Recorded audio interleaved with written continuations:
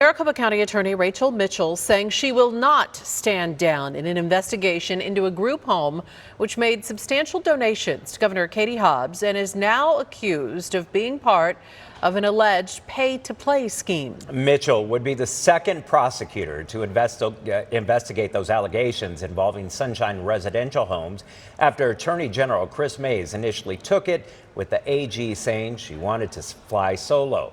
But we just obtained a letter sent by Mitchell to Mays saying, quote, "I want to be clear. This is not an accusation against you or the many fine employees in your office. We are in a time when people are increasingly distrustful of government. Your insistence on being the sole investigator in this matter will greatly contribute to people's distrust, but also to their belief that nothing can change."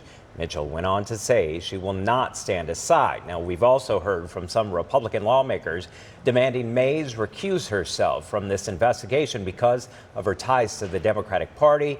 We have not heard a response from Mays to that letter. We'll get those full statements on our website for you to read as well. Meantime, new tonight, Rachel Louise Just with our ABC 15 political team spoke with a legal veteran in our state about how these investigations in high-level crimes have happened here in the past. We now know Sunshine Residential Homes is under a criminal investigation by AG Mays, but that's only sparked a new question in Arizona politics.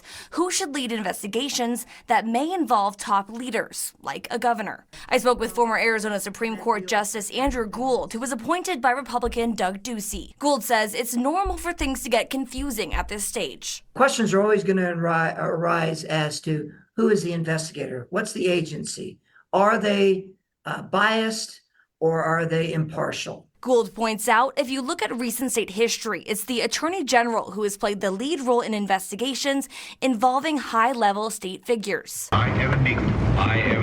Like in the late 1980s, when Governor Evan Mecham was prosecuted by the Attorney General over misuse of campaign contributions. He was later impeached by the legislature. I believe in the system. I believe people will do their job.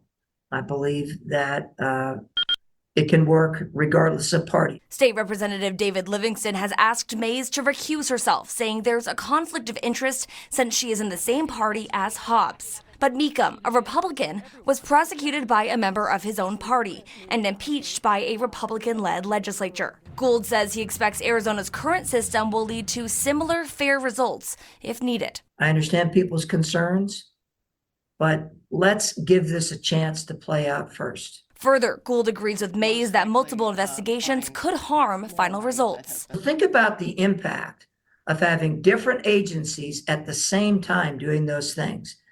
2 or 3 agencies asking for documents. 2 or 3 agencies trying to interview the same witnesses.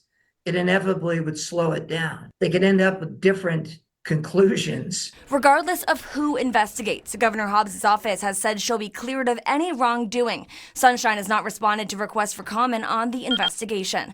For ABC 15's political team, I'm Rachel Louise Just.